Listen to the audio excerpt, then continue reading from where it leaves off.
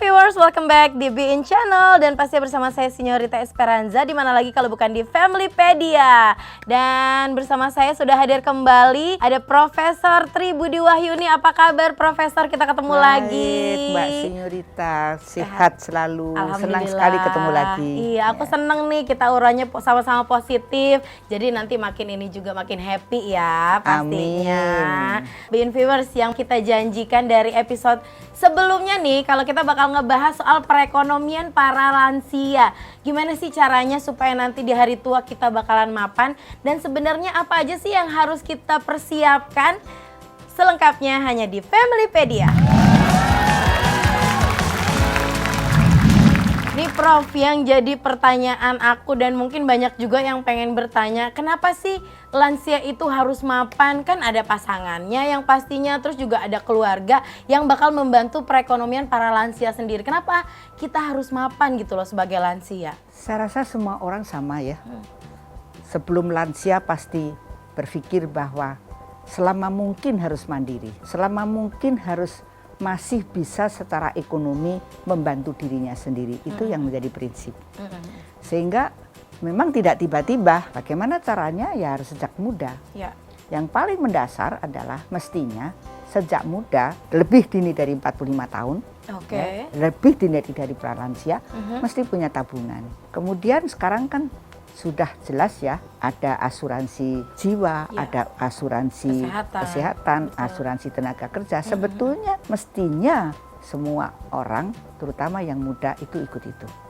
Nah, saya tidak akan berteori, tapi apa yang saya lakukan selama ini, saya ini kan pegawai negeri, saya mengajar, suami saya ABRI, mana mungkin nabung. Jadi waktu itu saya tidak bisa menabung, tetapi kan ada pola Taspen menjadi tabungan yang sekarang menjadi pensiun, dan ada Asabri. Kalau pola itu tidak ada, sebaiknya dimanapun kita bekerja, apapun yang kita lakukan, mungkin kita juga sebagai wirausahawan dan seterusnya, itu harus ada. Karena kalau tidak, itu nanti kita akan berat. Saya berdua, suami saya dengan hanya pensiun dua-duanya saja itu berat. Apa yang saya lakukan? Ada yang menyampaikan waktu itu, kamu harus punya aset. Dari mana saya punya aset? Saya dokter gigi tapi tidak praktek, nggak punya uang saya untuk beli aset. Dan asetnya itu apa, tanah atau apa, itu harus ada. Ternyata saya sebagai peneliti, saya pikirkan itu. Suami saya apa ya punya pekerjaan-pekerjaan lain, marilah kita beli sesuatu. Itulah yang kita beli, yang kami beli, yang menjadi cukup untuk menjadi bekal hari tua. Dan ternyata sekarang itu yang bisa kami jual untuk menghidupi kami yang mulai menurun penghasilannya, juga menurun status kesehatannya, yang pada suatu saat pasti memerlukan dana yang lebih besar. Jadi kami sudah punya dana cadangannya, aset dari yang udah dipersiapkan dari pralansia itu sendiri. Nah, kalau misalnya untuk barometernya nih, lansia mapan itu seperti apa sih Prof?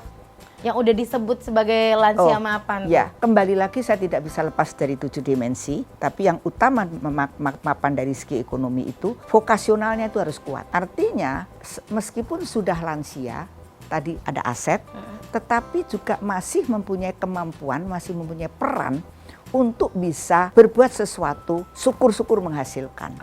Ya, sudah nyaman ini, meskipun tidak banyak. Sebenarnya saya tidak kaya, tapi saya sudah nyaman. Tetapi bagaimana ya saya bisa berkreasi, tetap berkreasi, berinteraksi dengan yang lain, terutama anak muda, sehingga membuat sesuatu yang bisa menghasilkan dalam tanda petik uang. Jadi mapan itu dari segi ekonomi.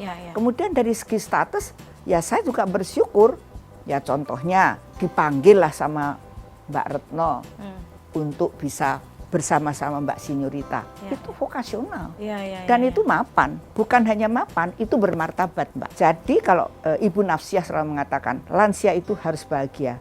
Saya bilang lansia harus bermartabat. Bermartabat itu mempunyai peran untuk orang lain dan dirinya sendiri sampai akhir hayat. Nah, kira-kira apa nih yang harus dipersiapkan supaya nanti aku karena sama Bein Viewers yang lain supaya bisa jadi lansia yang mapan, yang mandiri. Jadi itu nggak ngebebanin keluarga kayak gitu, Prof. Apa-apa aja nih yang harus disiapin? memang terutama harus sehat ya, harus tetap menjaga kesehatan secara fisik dan mental ya. Itu menjadi bekal. Karena kalau kita tidak sehat, bagaimana kita masih bisa berpartisipasi secara ekonomi. Saya rasa itu yang menjadi kunci. Nah, kemudian sekarang itu kan sudah marak sekali ya wirausaha. Jadi jangan tergantung menjadi pegawai. Jadi kita harus berkreasi apapun apa saja yang bisa kita lakukan untuk bisa menghasilkan sesuatu. Syukur-syukur dalam bentuk ekonomi. Oke, mungkin perbedaannya kalau misalnya dulu kita mencari lapangan pekerjaan, sekarang waktunya kita membuka lapangan pekerjaan buat orang lain. Iya, saya rasa itu. Dan sesuai dengan minatnya, sesuai dengan kemampuannya. Intinya kreativitas, apapun. Tuh, kreativitas tanpa batas. Nah, kalau misalnya nih Bein Viewers mau mengajukan pertanyaan, langsung aja ke akun sosmed @beindofficial. Kasih hashtagnya, jangan lupa kamu bertanya, Familypedia menjawab. Nah, ini Prof, udah ada pertanyaan dari Haryoto. Kalau misalnya cewek pasti Haryati ya, ini karena cowok jadi nama Haryoto nih. Ketika orang tua sudah punya finansial yang mapan, apakah sebagai anak tuh tetap berkewajiban menopang ekonomi hidup orang tua? Ini yang mungkin banyak pertanyaan Bein Viewers juga nih. Ini kan orang tuaku udah mapan, ngapain aku menopang hidupnya juga nih? Apakah perlu? Apakah mungkin yang masih bingung nih jawabannya seperti apa nih, Prof? Iya. Sebenarnya bukan soal menopang, tapi sebetulnya kalau memang melihat orang tuanya sudah mapan dan ingin masih memberikan sesuatu, itu sebenarnya kasih. Itu sebenarnya ungkapan kasih, bukan soal menopang. Jadi ungkapan kasih kan bisa tidak selalu dalam bentuk uang, tapi dalam bentuk apapun. Saya kasih tahu ya, pengalaman saya. Orang tua itu meskipun katanya masih sudah punya uang, tadi mandiri, kok dikasih uang tuh masih seneng gitu. Jadi bukan soal menopangnya, tapi kok ada perhatian ya. Contohnya ya, saya barusan ke anak saya, karena saya sekarang punya tanaman banyak. Dia lihat, oh saya keras karena saya bawa tanaman. Pulangnya tuh saya dikasih duit gitu. Ini saya nggak bisa transfer nih mah, diseselin aja. Langsung dicicipin aja gitu ya. Senengnya minta ampun itu.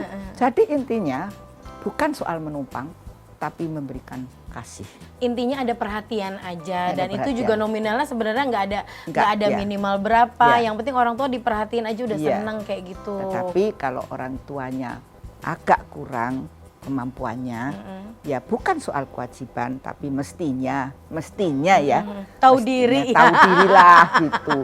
Kalau ya mosok orang tua udah susah, terus orang lain gitu yang ngebantu hidupnya kan nggak mungkin gitu. Kalau mampu kenapa tidak? Kalau mampu kenapa enggak? Oke, ini ada pertanyaan selanjutnya dari Bein Viewers, namanya Rinawati.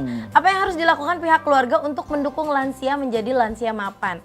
Apakah bisa berupa modal untuk usaha atau mungkin ada hal-hal lain yang bisa mendukung nih, Prof? Harus didiskusikan karena sesuai dengan minatnya lansia. Belum tentu lansia itu dimodali nanti bisa jalan. Bisa berkembang. Paling penting itu adalah dipahami apa sih sebetulnya minatnya lansia dan potensinya apa yang bisa dikembangkan bersama-sama. Jadi sebetulnya intinya kebersamaan dan bukan soal memberi modal kemudian mendukung dan yang satu pihak ke pihak lain. Kenapa tidak bersama-sama?